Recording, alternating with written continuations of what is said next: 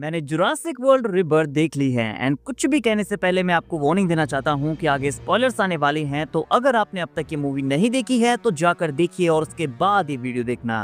तो काफी सारे लोगों को ये मूवी एवरेज लगी है बट मुझे बड़ा मजा आया क्योंकि इस मूवी ने मुझे नॉस्टैल्जिया हिट करवाया है। ये ओल्ड क्लासिक जुरासिक मूवी की तरह फील होती है। थोड़ा सा और डार्क एंड हॉरर एलिमेंट इसमें ऐड किया जा सकता था। लाइक कई सारे ऐसे मोमेंट थे जहां पर मेन कैरेक्टर्स भी डेंजर में आए लेकिन वो हर बार सरवाइव कर जाते हैं और साइड कैरेक्टर्स को मरवा कर काम चल जाता है। Scarlett Johansson, Jonathan Bailey and Mahershala Ali movie के मेन कैरेक्टर्स थे जिन्होंने हमेशा की तरह अपना बेस्ट दिया है। मूवी में एक फैमिली भी यहाँ पर रैंडमली इस पूरे इवेंट में इन्वॉल्व हो जाती है जो आई थिंक एक काफी कूल आइडिया था और ये मूवी की एंडिंग के लिए बहुत ही इंपॉर्टेंट होने वाला है। मूवी के एंड में डी-रेक्स भी हमें देखने को मिलता है लेकिन उससे ज्यादा कुछ एक्शन हमें देखने को नहीं मिला। So now let's break it down कि ये स्टोरी एक्चुअली ओवरऑल क्या थी और इसकी क्विक एंडिंग किस तरफ लीड करती है।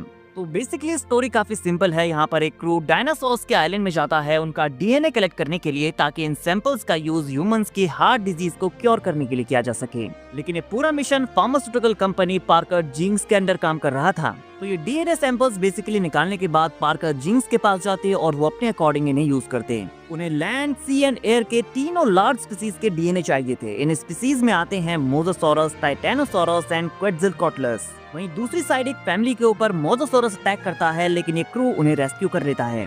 फाइनली वो डीएनए निकाल भी लेते हैं लेकिन मार्टिन क्रब्स उन्हें धोखा देने का ट्राई करता है। वो डीएनए सैंपल्स चुरा लेता है और अपने बाकी क्रू मेंबर्स एंड इस फैमिली को आइलैंड में छोड़कर ही भागने लगता है। लेकिन उसका ये प्लान काम नहीं कर पाता। मार्टिन क्रब्स को डी-रेक्स ढूंढकर मार देता है और ये फैमिली एंड क्रू सेफली इस आइलैंड से एस्केप कर जाते हैं। लेकिन अगर आपने नोटिस किया हो तो डोलोरस, ये बेबी एक्वालेब्स भी यहाँ उनके साथ आ गया है जिसे वो फैमिली अपने पास रख लेती है। और जो डीएनए सैंपल्स उन्होंने कलेक्ट किए थे अब वो पार्कर जेनिक्स को नहीं दिए जाएंगे। इसकी जगह डॉक्टर हेनरी लूमिस एंड जोरा बेनेट इसे सबके लिए ओपन सोर्स की तरह यूज करेंगे। नाउ ये एंडिंग किस तरफ लीड करती है? गाइस आई थिंक हमें जुरासिक वर्ल्ड रिबर्थ का सीक्वल भी देखने को मिलने वाला है। मूवी के क्रिएटर्स ने ये क्लियर कर दिया है कि हमें इसके अदर पार्ट्स भी देखने को मिलने वाले हैं and it makes sense because यहाँ पर आगे के लिए चीजें सेटअप कर दी गई हैं। नाउ जो डीएनए उन्हें मिला है उसका यूज वो लोगों की हार्ट डिजीज को क्योर करने के लिए करने वाले हैं और वो डीएनए बहुत ही इंपॉर्टेंट जगह यूज होने वाला है। लेकिन हम ये जानते हैं कि डीएनए जब भी जुरासिक मूवीज में यूज हुआ है तो उसने हमेशा मुसीबत पैदा की है।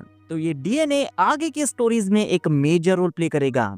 गाइस जुरासिक वर्ल्ड रिबर्थ 2 की बिगिनिंग में हमें ये देखने को मिल सकता है कि जो डीएनए उन्होंने लिया है वो हार्ट डिजीज को क्योर नहीं कर पा रहा है क्योंकि ये डीएनए ऐसे डायनासोर से लिया गया है जिन्हें जिंदा ही नहीं होना चाहिए था। उनका डीएनए टोटली करप्ट है।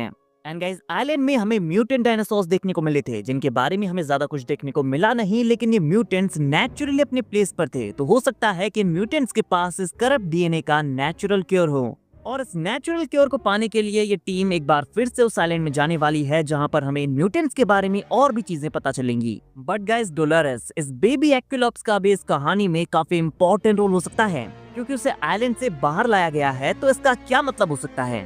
श्योरली वो काफी क्यूट था, इस किड को वो पसंद आया इसीलिए वो उसे अपने साथ ले आई।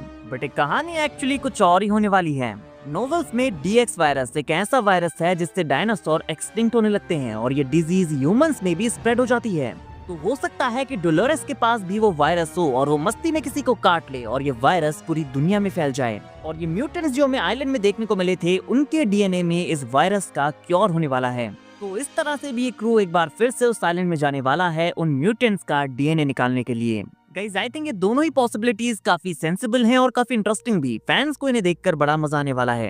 एंड इस मूवी के सीक्वल में हमें डी-रेक्स और बाकी के म्यूटेंट डायनासोर्स के बारे में काफी कुछ और भी चीजें जानने को मिलेंगी। गाइस आपके अकॉर्डिंग इन दोनों में से कौन सी कहानी ज्यादा बेटर होगी कमेंट करके बताइए और ये भी बताना मत भूलना कि आपको ये मूवी कैसी लगी और अगर आपने अब तक ये मूवी नहीं देखी है तो जाकर देखिए और अगर आप अपनी फैमिली एंड फ्रेंड्स के साथ जाएंगे तो आपको इस मूवी को देखने में और भी मजा आने वाला है। तब तक अगर आपको वीडियो अच्छी लगी हो तो वीडियो को लाइक और चैनल को सब्सक्राइब करना ना भूलें बिकॉज ऐसी अमेजिंग वीडियोस हम डेली लाते रहते हैं।